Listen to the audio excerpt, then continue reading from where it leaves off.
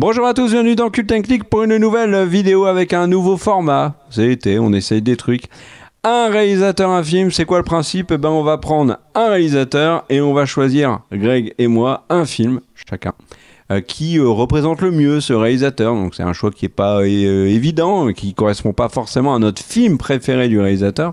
Donc si par exemple vous regardez nos top 5 de Nolan ou de Spielberg, on ne fera pas forcément le même choix. C'est le film qui représente pour nous tout ce qui est le réalisateur, ce qu'on aime le plus chez lui, etc. Donc pour cette vidéo qu'on a... Alors, petite parenthèse, on l'avait déjà fait il y a quelques mois, mais on avait eu un problème technique, donc on n'avait pas pu conserver la vidéo. Mais là, cette fois, on y va, et on a donc 3 réalisateurs dans cette vidéo, donc ça nous fera un film par ces 3 réalisateurs chacun. Donc comme on est 2, ça fera au total 6 films. Le compte est bon. Et pour en parler, l'ami Greg, comment vas-tu mon cher Greg? Écoute mon cher Gare, ça va super. Vraiment bonne ambiance, c'est top. C'est génial. Alors on va commencer par le premier réalisateur qu'on va faire. Je peux juste poser une question avant qu'on démarre parce que j'ai un doute sur un truc. Mais vas-y, c'est un polo, c'est un t-shirt, on comprend rien à ton truc là. C'est un polo, mais peut-être un peu mal mis. Mais comme il est tard, on s'en fiche. Voilà. Puis les gens qui nous écoutent sur Spotify, de toute façon, on ne le voit pas. Donc c'est pas grave. On va commencer donc par M. Night Shyamalan, le réalisateur de Sixième Sens, Signe, Incassable, Le Village, Split Glass. Il a fait aussi Avatar, il a fait Afterlife, il vient de sortir Trap au cinéma. Je te laisse commencer mon cher Greg. C'est quoi le film de Shyamalan que tu as choisi? Eh bien le film que je retiens le plus comment ça se dit? Shyamalan. Et donc M. Night, comme souvent les gens qui ne savent pas prononcer disent.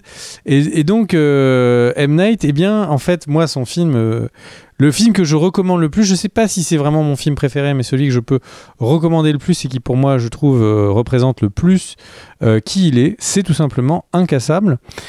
Pourquoi? Parce que c'est un film qui est le premier point, c'est que c'est un film avec Bruce Willis.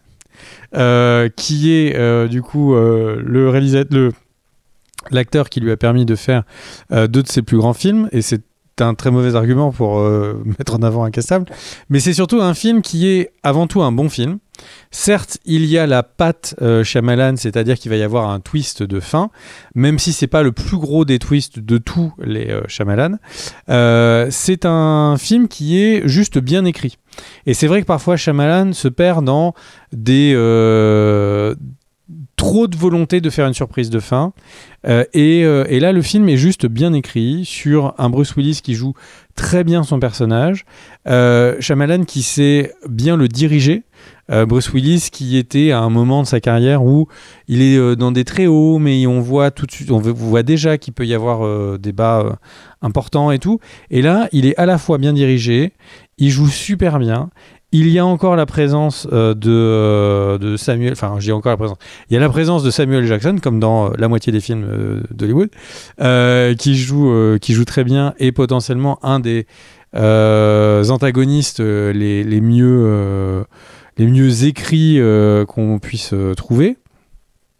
Et c'est un film qui, et c'est en ça que je trouve que c'est un des films les plus proches de Shyamalan, c'est-à-dire que Shyamalan va essayer de toucher des peurs vraiment communes, des peurs que tout le monde peut avoir, d'y mettre un twist un peu paranormal et de les emmitoufler dans une histoire, un thriller, on se demande un peu ce qui se passe, etc. Mais là, en fait, il touche à des notions simples comme la sécurité de sa famille, sa sécurité personnelle, le fait que les gens peuvent du coup disparaître dans un accident ou être attaqués par quelqu'un comme ça dans la rue.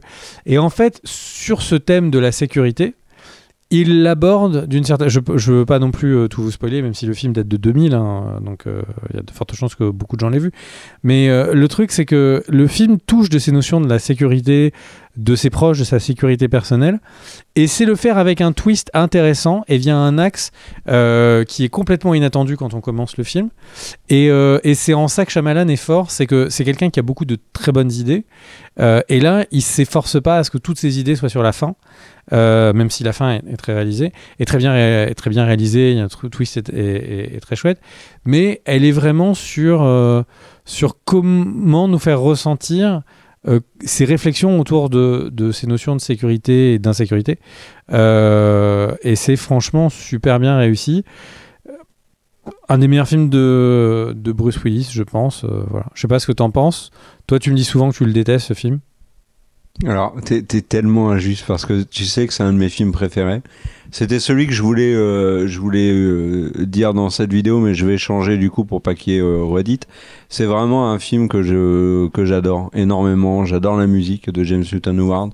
Les morceaux The Orange Man et Visions, je les adore. Bruce Willis, c'est son meilleur rôle pour moi.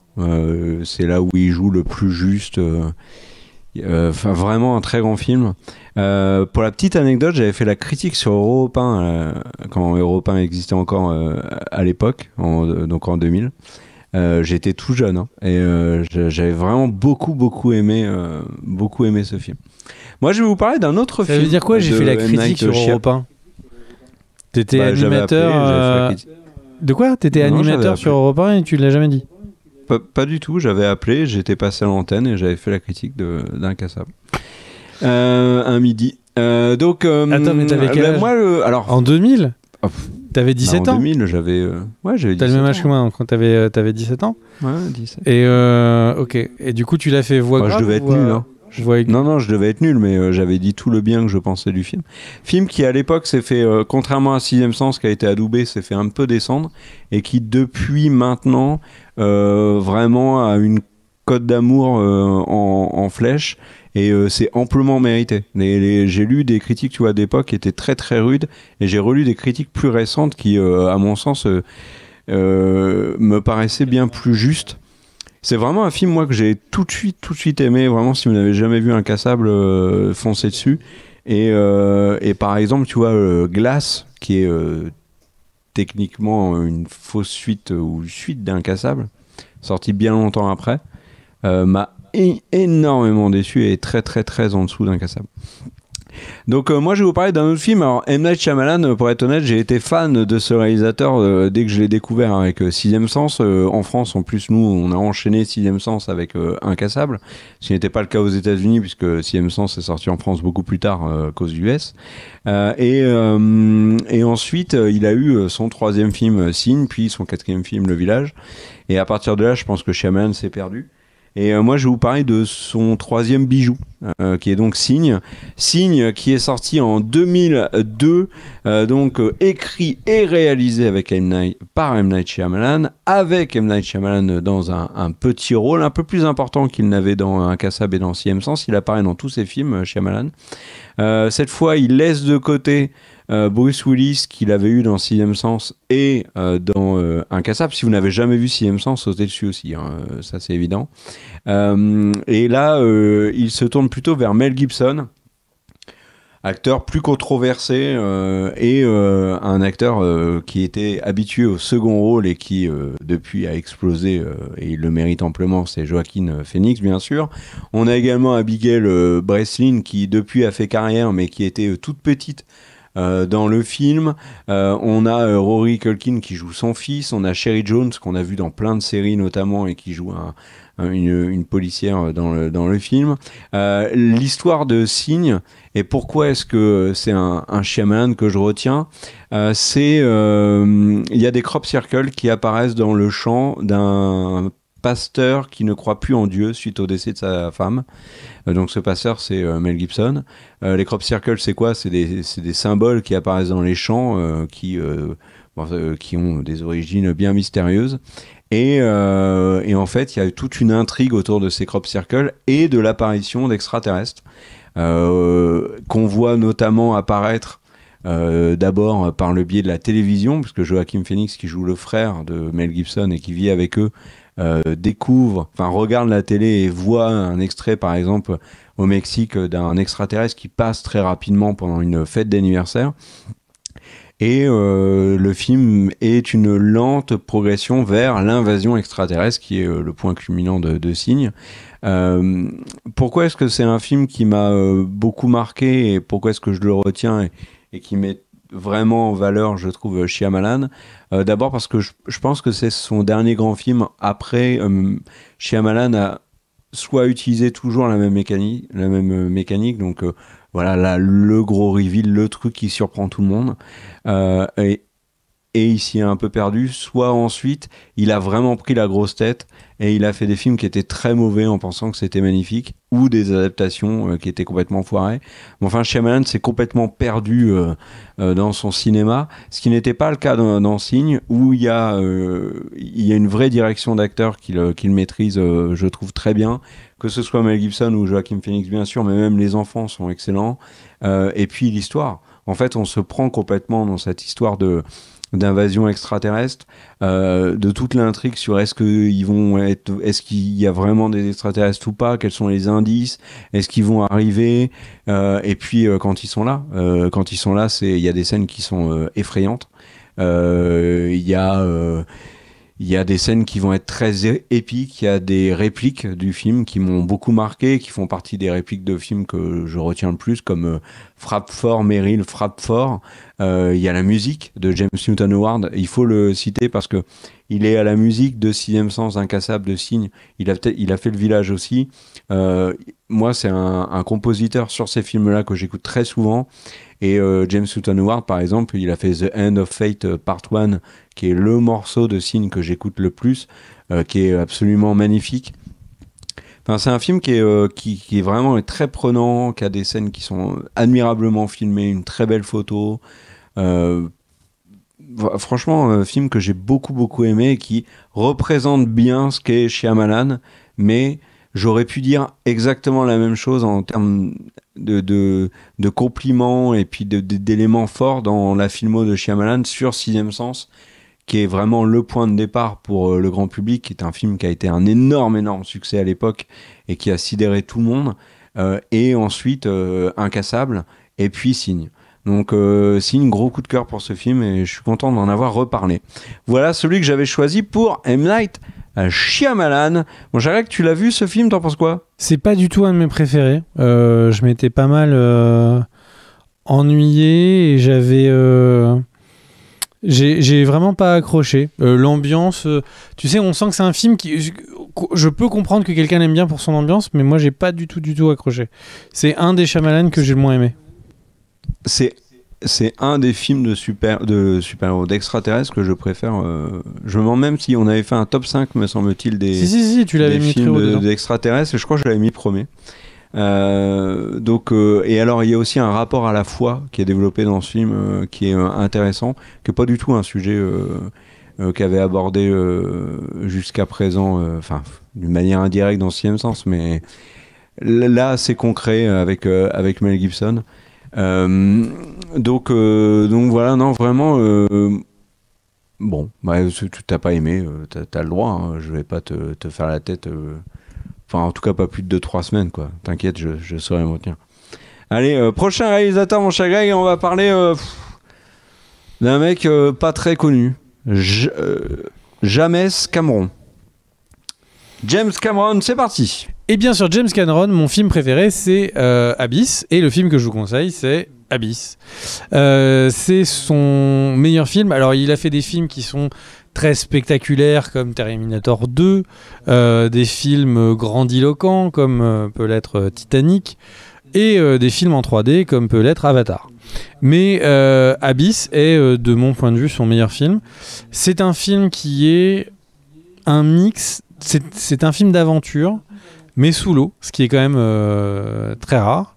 C'est un film où, en gros, le parti pris du film, c'est de dire que on a la science-fiction est tournée vers les étoiles, mais et si les mondes profonds ne pouvaient pas être aussi intéressants et recéler d'autant de mystères. Et en fait, Abyss, du coup, on a des huis clos comme le serait un voyage spatial, puisqu'on est dans une petite station sous l'eau. On est en contact avec des formes de vie inexpliquées. Est-ce que c'est des animaux? Est-ce que c'est autre chose? La réalisation est excellente. C'est un des meilleurs rôles de Ed Harris. Il y a des scènes cultissimes. Et c'est un film qui a un peu perdu les gens parfois parce qu'en fait, il a eu pas mal de versions différentes, versions courtes, versions longues. Et alors, si vous n'avez pas peur de la durée, n'hésitez pas à faire la version longue, mais les versions courtes sont aussi excellentes. Je vais pas vous faire le puriste. Et la version courte, elle fait 2h20. C'est un film qui est extrêmement moderne. Les effets spéciaux n'ont pas si vieilli que ça. Notamment les effets d'eau sont surprenants. Alors ce n'est pas photoréaliste, on est d'accord. Mais honnêtement, ça n'a pas si vieilli que ça. Enfin, bon, Cameron, on le sait, a toujours été excellent dans la gestion de ces trucages. Mais c'est un film qui est... c'est un amoureux des fonds marins.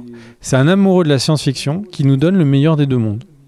Et du coup, il n'y a pas beaucoup plus à en dire que c'est pour moi son plus grand film. Et c'est pas une question de est-ce que c'est son plus grand film commercial ou pas commercial, etc. C'est son plus grand film et celui qui a le plus de magie. C'est vraiment celui où je me suis le plus laissé emporter, surtout par la deuxième partie du film. On est transporté dans le voyage dès le début et à la fin, on suit le film, on est vraiment transporté, quoi. La photo est magnifique. Et le propos du film est tout aussi intéressant que ce que le film montre comme ça à l'image. Donc je ne peux que vous conseiller Abyss, un très grand film. Un film qui est pas chiant du tout, qui est bien rythmé, très bien joué, enfin vraiment. Et ce genre de film des années 90, le film est de 89, hein, mais c'est le type des films des années 90 qui est avec des personnages forts, qui mènent l'histoire. Un film qui est à la fois un peu action, un peu d'auteur. Enfin, vraiment tout ce qu'on peut kiffer dans le cinéma, c'est dans cette version. Voilà. Et puis, si vous avez vraiment envie de faire le grand voyage, partez tout de suite sur la version longue. Vous n'en serez pas déçus. Voilà. Je sais pas si ça t'a donné envie de le regarder, mon cher K. Alors, t'en avais déjà parlé d'Abyss dans notre premier enregistrement de cette vidéo. Ça m'avait donné beaucoup envie de. Tu me dis que je radote, de le regarder.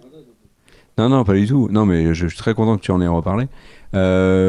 J'attendais, là, il parlait d'une version, une sortie en 4K, donc j'attendais la bonne version pour le revoir. Soulignons quand même la présence à l'écran de Marie-Elisabeth Mastrantonio, qui est une actrice qu'on voit plus du tout maintenant, mais qui avait joué dans Scarface, qui avait joué dans Robin des Bois avec Kevin Costner aussi, qui est une super actrice, qui est très bien dans le film. Moi, je l'ai vu il y a très longtemps. J'ai dû le voir il y a au moins 25 ans, je pense. Ouais, peut-être même 30. Il est quelle année, Abyss? 89. Oui, j'ai dû le voir il y a 30 ans. 30 ans, c'est ambitieux quand même. Tes parents, donc ça... devant la télé tard le soir. Hein. Ouais, ou 25, j'en sais rien, peu importe. Le film est. De toutes les manières, quand on atteint ton âge, on se souvient plus, quoi. Tu veux un petit quelle décennie, je ne sais plus. Non, mais on a parlé de Shyamalan. Le film fête ses 25 ans de sortie aux US. Donc, tu vois, ça nous met un coup de vieux. Abyss, j'en ai un excellent souvenir à l'époque. Mais là, il faudrait que je le revoie pour en parler très clairement. Donc, c'est pas le Cameron que j'ai choisi. Mais c'est un film que j'ai très envie de voir. Il est très haut dans la liste des films que je veux voir. Et accessoirement, je tiens à souligner un truc que j'avais envie de faire. C'est Michael Biehn, qui est un acteur fétiche de James Cameron, qui a joué bien évidemment dans Terminator, qui a joué dans Abyss, qui a joué dans Alien le Retour. Enfin bref, voilà, acteur qu'on voit plus, qui a joué il n'y a pas si longtemps que ça dans The Walking Dead et dans Mando aussi. Et il me semble qu'il avait joué dans Les Sons ou un truc comme ça. Enfin voilà, peu importe. Toujours est-il que c'est un acteur que j'aimais beaucoup quand j'étais gamin. Alors moi, mon cher Greg, le film de James Cameron que j'ai choisi, je sais pas si c'est mon préféré. En tout cas, c'est celui qui le représente le mieux, je trouve. C'est un James Cameron qui ne sait pas faire les choses comme les autres. James Cameron, c'est celui qui va aller faire un Alien plus réussi que celui de Ridley Scott, Alien 2. C'est celui qui va aller faire Terminator 2 qui... alors, c'est peut-être encore le cas maintenant, mais quand moi j'étais gamin, Terminator 2, c'était littéralement considéré comme la meilleure suite possible. Le film qui surclassait le premier, qui était déjà un film de Cameron. C'est un réalisateur qui va révolutionner la 3D avec Avatar et qui ensuite va être un réalisateur qui va mettre des plombes et des plombes et des plombes et des plombes à sortir sa suite, mais alors qu'on n'y croit plus, va nous faire un Avatar 2 visuellement brillant, avec des failles scénaristiques, ok, toujours, mais visuellement la claque, si vous l'avez vu dans des bonnes conditions. Donc c'est un réalisateur qui sait pas faire les choses comme les autres. Et le film que j'ai choisi de James Cameron, c'est probablement son plus connu, c'est Titanic. Donc Titanic qui est sorti en 97 aux États-Unis, début 98 si je dis pas de bêtises en France. Film est très long, 3h14. Quand le projet est mis en place et que le film avance et que sa sortie approche, on entend partout que James Cameron s'est lancé dans un projet fou qui va le ruiner, qui va ruiner l'industrie, qui va être un énorme échec, un film trop long, une romance sur un drame qui est le Titanic. Les avis avant la sortie du film sont extrêmement pessimistes. J'avais lu des articles à l'époque et j'étais très étonné. Et je me rappelle de la première critique, c'était il y a longtemps, hein, de Laurent Veil, qui était journaliste ciné, qui avait, à la radio, je ne sais plus laquelle, avait dit qu'il était allé à Londres, si je ne dis pas de bêtises, voir Titanic en avant-première, que le film sortait dans plusieurs semaines, et que le film avait tout pour absolument casser le cinéma, parce qu'il était absolument incroyable, et que tout le monde était sorti de la salle en se disant « Oulala, en fait, Cameron, non seulement il n'a pas pondu un échec, mais en plus, il a potentiellement pondu un film qui va marquer l'histoire du cinéma. » Et c'est exactement ce qui s'est passé. Et si je l'ai choisi, c'est parce que Titanic, il faut remettre les choses dans leur contexte. Un phénomène cinématographique comme Titanic, on en a quasiment plus revécu depuis. Qu'est-ce qu'il y a eu comme film qui attire autant de monde en salle, qui fait autant Infinity parler War médiatiquement. Les Harry Potter. Infinity War Endgame, les Harry Potter. Non, Titanic, c'est bien plus que ça. Titanic, c'est 20 millions d'entrées en France. Ça a été le plus grand carton en termes d'entrées dans plein de pays. Avatar. C'est le film... Avatar, le problème d'Avatar, c'est qu'il a fait plus que Titanic. La Guerre des Étoiles. Non mais là, la Guerre des Étoiles, je sais pas. Je parle de nous. Nous, on l'a pas vécu, la Guerre des Étoiles. On n'est pas si vieux que ça. Depuis, tu vois, Titanic, je suis pas sûr qu'on ait vécu un phénomène ciné mondial aussi grand que ça. Cameron, quand même, il s'est dit, moi, je vais prendre deux acteurs qui sont méconnus, donc DiCaprio qui sortait de Roméo et Juliette, et Kate Winslet qui était complètement inconnue. Le film a eu un tel succès que je peux juste répondre à une question que les gens se posent, s'il te plaît, une seconde. Oui. C'est juste pour dire, mais quel âge ils ont? Et je tiens à dire que moi, j'assume mon âge, tu vois, il y a du grisonnant, et Kerr se teint. On est beaucoup plus vieux qu'on a l'air. Moi, je me teins pas du tout. Il a les cheveux. Et moi, c'est poivre et sel, mais lui, c'est blanc pur. Hein. Non, on n'assume pas nos 77 ans, mais voilà quoi. Et donc, on assume. Donc, Titanic, c'est les premiers JO à Paris, on était là, nous. Hein. N'importe quoi. Pierre de Coubertin, on était jeunes, mais on lui a fait un check, ouais, bien sûr. Je peux revenir à Titanic. Donc Titanic, c'est le symbole du gigantisme de James Cameron, ce projet complètement fou, ce succès complètement fou qu'il aura avec Avatar après, qu'il a eu d'une autre manière avec Terminator, qu'il a eu d'un point de vue critique avec Alien. C'est un projet qui est tellement dingue que j'ai lu que le film Titanic avait coûté plus cher que le vrai Titanic en lui-même. Alors après, il faut aller checker si c'est vrai, mais si c'est vrai, c'est dingue. Un tournage complètement ambitieux, vraiment un film qui est en plus très réussi, que ce soit dans la musique, dans sa manière de filmer, dans le scénario qui est une romance somme toute classique, mais qui fonctionne très bien entre DiCaprio et Kate Winslet, pour ensuite nous proposer le naufrage du Titanic dans des scènes qui sont restées Qu'est-ce qu'ils étaient beaux, extrêmement célèbres. et une ferveur populaire autour du film qui est dingue. Moi, je me rappelle de reportages de TF1 qui montraient des gens qui allaient voir Titanic pour la 30e fois au ciné, qui étaient dans le journal de 13h ou 20h de PPDA ou de Pernod, je ne sais plus qui était à l'époque, les deux d'ailleurs. Enfin, vraiment, il y avait un truc autour de Titanic qui était dingue. Quand le film est sorti en VHS, les gens se sont rués dans les supermarchés l'acheter. Enfin, c'est vraiment... pour ce côté phénomène Titanic, déjà ça m'a marqué. C'est aussi pour ça que je l'ai sélectionné, et aussi pour la qualité du film. Titanic est un très bon film, et c'est encore un très bon film. Je l'ai vu à l'époque, je l'ai revu quand il est sorti en 3D, je sais pas, il y aurait 10-15 ans.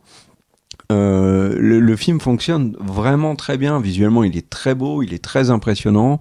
On a Bernard Hill en capitaine, donc qui était aussi le roi du Rohan, Théoden, et qui est décédé il y a peu, donc c'est l'occasion de lui rendre hommage. C'est le film qui a lancé vraiment la carrière de DiCaprio. Alors, il y a eu Roméo et Juliette avant, mais vraiment, Titanic, c'est incomparable. Donc voilà, grand film. Et tout ce qui est autour du film est énorme, déraisonnablement énorme. Donc, moi, je trouve que ça illustre bien Cameron, parce que tout ce qu'il a fait après, finalement, tu vois, avec Avatar 2, là, le 3, le 4, le 5, le 6, le 7, le 8, il est dans une espèce de surenchère de gigantisme qui moi, m'étonne, et qui fait que Cameron n'est pas un réalisateur comme les autres. T'as aimé, toi, Titanic, ou...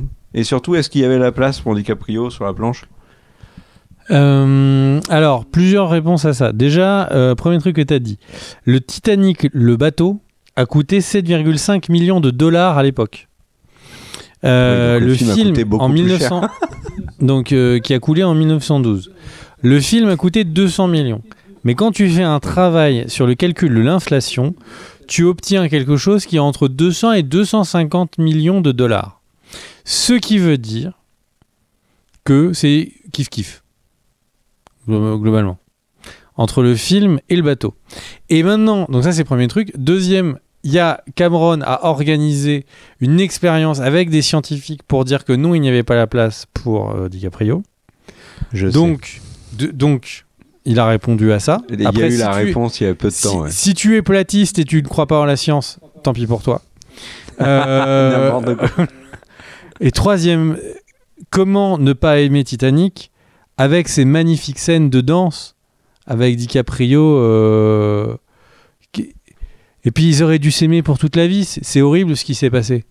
C'est le destin qui... Non mais là tu te moques, mais objectivement, tu trouves que c'est un mauvais film, Titanic ? Parce que là, tu te moques. En fait, je pense que je pourrais jamais être objectif sur le film, parce que le film sort. Voilà, le film sort. On est à l'époque où on est jeune. C'est pendant la période de la prohibition. C'est la folie aux États-Unis, l'alcool est interdit, les fêtes sont clandestines. Et le truc, c'est que donc, quand Titanic sort, au cinéma, c'est autre chose. C'est-à-dire que j'ai été présent le jour où est sorti Spider-Man No Way Home, dans la première séance qui avait du coup sur les Champs-Élysées, ouverte au public. Il y avait certains gens qui étaient venus en cosplay, ils faisaient des waouh et tout. C'était, il y a des gens qui m'ont dit mais c'est l'ambiance la plus folle que j'ai jamais vue de ma vie. C'était même pas 1/100 de l'ambiance de quand je suis allé voir Titanic. Dans Titanic, les gens étaient paquets, la salle était 100% remplie, tous les jours, à toutes les séances, pendant des semaines. Comme les gens savaient qu'ils allaient voir un événement, les gens commençaient à commenter et les gens réagissaient en riant, en faisant une remarque sur le film. Quand on montre des vieux moments de cinéma, comme par exemple dans Babylone, et qui montre des moments où les gens vont, à l'époque où le cinéma c'est la messe, c'est l'endroit où ils vont prendre leurs informations, la télé n'existe pas, et du coup le cinéma fait partie de la vie et tout le monde y est, etc. J'ai eu l'impression pendant quelques instants que j'étais en train de vivre ça. Donc l'expérience de Titanic n'était pas qu'une expérience de film, c'était un événement culturel, social et tout. Donc est-ce que le film est bien ? Franchement, oui, mais je pourrais jamais répondre qu'est-ce que Titanic en dehors de ce mouvement culturel fou qu'il y a eu quand il est sorti, quoi. Je pense que les gens qui ont été au cinéma pendant Star Wars, où il y a eu un effet d'emballement, les gens continuaient à aller le voir, c'est la folie et tout, je pense que ces gens ont la même expérience que nous de Titanic, enfin je peux que supposer, quoi. Mais donc voilà, donc le film, donc j'avoue que ça m'a jamais chauffé de revoir le film chez moi, tout seul, sans l'ambiance, sans la folie du public, voilà. Et je suis pas sûr que je le reverrai forcément. Mais je te rejoins complètement. Je pense que ce qui joue beaucoup, c'est le phénomène en lui-même, et c'était très marquant, je trouve. Mais là, tu vois, tu comparais avec Endgame.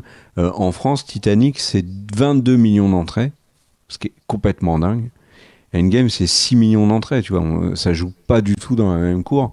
Et donc voilà, on a eu un phénomène. Titanic était... moi, j'aimerais bien, tu vois, le revivre. Le problème, c'est que le cinéma attire plus autant de monde en salle, et on n'a pas ce genre de film. Mais un projet aussi ambitieux, ça fait... Tu vois, qu'est-ce qu'il y a comme projet aussi ambitieux sorti récemment ? Dune ? Tu vois, il y en a pas 36, tu vois. Il y a eu Avatar, encore, de Cameron, mais... les Marvel, les franchises, les trucs comme ça, c'est pas pareil, quoi. On est très très loin de ce que Cameron a pu faire avec Titanic. On va passer à notre troisième réalisateur, alors Tim Burton. Et je te laisse y aller, mon cher Greg. Tim Burton, c'est celui où j'ai eu le plus de mal à choisir un film, et je me suis dit, je vais pas choisir mon film préféré de Tim Burton, je vais choisir mon film qui, je pense, est le plus Tim Burton de tous les films Tim Burton. Et quand je me suis dit ça, j'ai galéré entre deux films. Donc je vais vous mentionner les deux, mais je vais faire plus long que sur un seul des deux. Pour moi, il y a deux films qui sont les plus Tim Burton des Tim Burton. C'est Mars Attack, d'un côté, qui est un film de 96, et Sleepy Hollow, qui est un film de 99. Pour moi, c'est les deux films les plus Tim Burton. Il y en a un parce que c'est la science-fiction, et l'autre parce que c'est la dark fantasy. Mais si je ferme les yeux et que je pense à Tim Burton, je pense à l'étrange Noël de Monsieur Jack, qui n'est pas un film réalisé par Tim Burton. Donc, du coup, je vais vous parler de son film le plus proche, c'est-à-dire Sleepy Hollow. Ce film est la définition d'Halloween pour moi. S'il y a un film que vous devez regarder un jour à Halloween en vous disant « Mais c'est quoi un film d'Halloween ?» Regardez Sleepy Hollow, c'est le meilleur film d'Halloween de toute l'histoire des films d'Halloween. Je pense qu'il n'y a rien qui vient proche. Et si vous me dites Hocus Pocus, j'ai envie de te dire Valérie Tresse Satanas. Donc c'est un film qui est quoi de base, on est en train de parler d'un film qui est une enquête, une espèce de polar noir dans une petite ville, et cette ville, la ville de Sleepy Hollow, des personnes ont tendance à perdre leur tête, et ils n'arrêtent pas de dire que c'est quelque chose des événements magiques, et c'est un cavalier sans tête qui découpe des têtes. Et donc on envoie, comme toujours, on envoie Johnny Depp pour essayer de résoudre ce crime, et il va rencontrer plein de personnes, et notamment la jeune Christina Ricci, et on a un film qui est un bon film, qui est pas un des meilleurs films de l'histoire, mais qui est un bon film. Et par contre, dans le contexte de dire on va voir un film de genre, un film autour d'Halloween, un film de Tim Burton, pour moi c'est son film le plus Tim Burton. La photographie, les plans sont magnifiques, il y a vraiment beaucoup de plans magnifiques. Les idées, le polar, je trouve, se suit bien. On ne sait pas où on va en l'enquête, enfin, on sait pas où l'enquête va. On est avec Johnny Depp à découvrir un petit mystère par un petit mystère par un petit mystère. C'est vraiment un film extrêmement chouette à voir. Si ça fait longtemps que vous l'avez pas vu, je vous invite à le revoir. Un film de 99, si je ne dis pas de bêtises, oui c'est ça, et un film assez court, 1h45 avec crédit, donc vraiment un film qui se consomme tranquillement, je vous invite à le voir. Et toi mon cher Kerr, c'est quoi ton Tim Burton, le plus Tim Burton ? Alors, moi justement, j'ai jamais été extrêmement friand du cinéma Tim Burton. Il y a 2 films de Burton qui... alors j'ai beaucoup aimé Sleepy Hollow quand même, il faut reconnaître, les Batman aussi, Édouard Main d'Argent, ok, très bien. Donc ça, c'est des films très très Burton. C'est marrant que tu aies cité Mars Attack, parce que Mars Attack, moi j'ai absolument adoré ce film, pour plein de raisons. Mais celui que j'ai choisi, ça va être peut-être celui qui est faussement le moins Burton des Burton, en dehors de la planète des singes bien sûr. C'est Big Fish, parce que c'est mon Burton préféré. C'est vraiment la claque. C'est le film que j'attendais pas du tout, donc film de 2003, avec au casting Ewan McGregor, Albert Finney, Billy Crudup qu'on voit actuellement dans The Morning Show, Jessica Lange, Helena Bonham Carter qui était son épouse et son actrice fétiche, Marion Cotillard notamment, enfin un beau casting. Alors ça raconte quoi Big Fish? Si vous ne l'avez pas vu, c'est un film sur des relations compliquées entre un père et un fils. On a donc un fils qui est en train de vivre les derniers jours de son père qui est mourant, et un père avec qui il est en froid parce que il lui reproche d'avoir toute sa vie raconté des histoires complètement folles qu'il estime mensongères sur la vie que son père a vécue, et ça a créé des tensions entre les deux parce que père absent, parce que père qu'il estime menteur, etc. Et donc ce fils, c'est Billy Crudup qui est marié avec Marion Cotillard. Son père, c'est Albert Finney qui est décédé, si je dis pas de bêtises.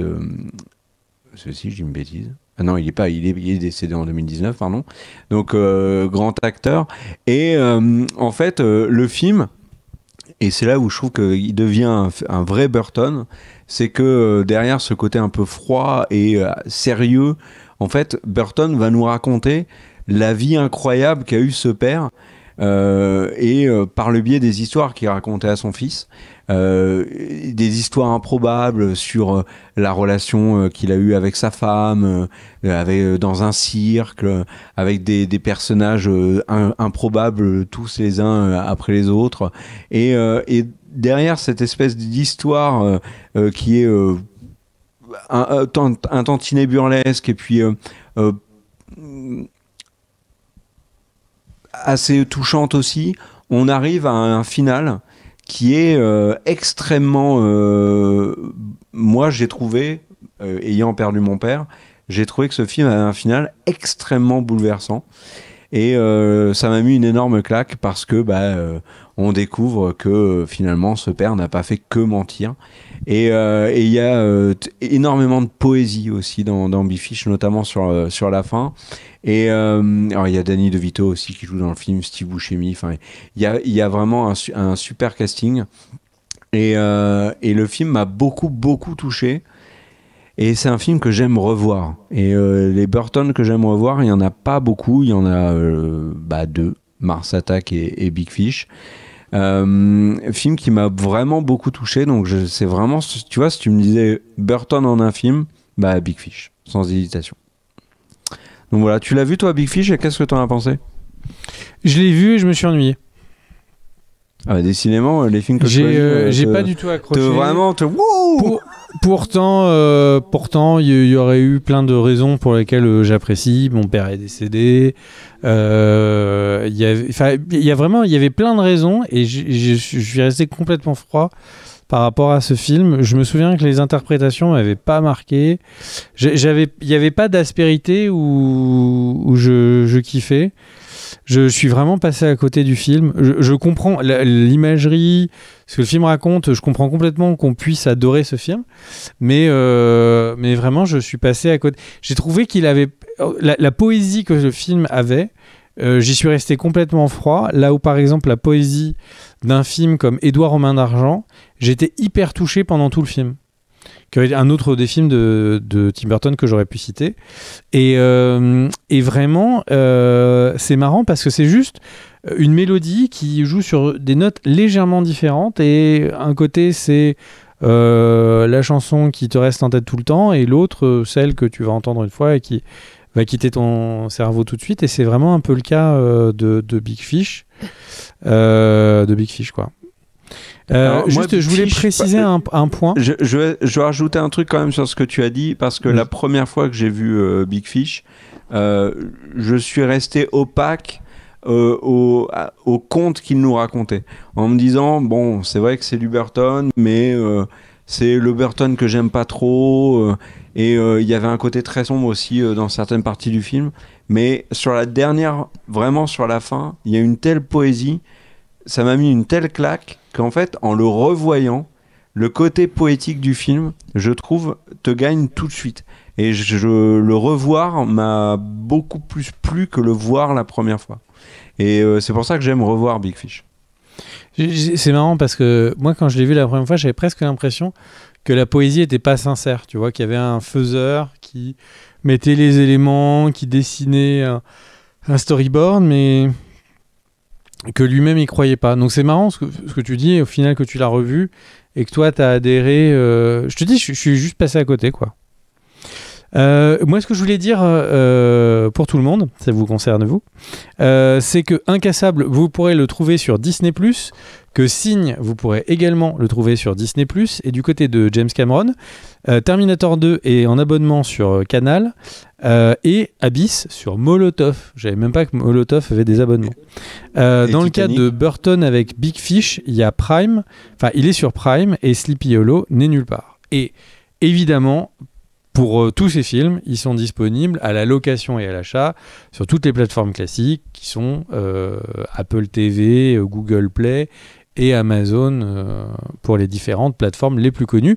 Et n'hésitez pas, je vous donne le petit tuyau à chaque fois, n'hésitez pas aussi à les regarder sur vos box, parce que souvent sur les box, ils font des promos où les films sont 1 €, 2 € moins chers à la location ou à l'achat que sur les plateformes plus classiques comme Apple TV, Google Play et autres. Et autre petit point, par contre, ne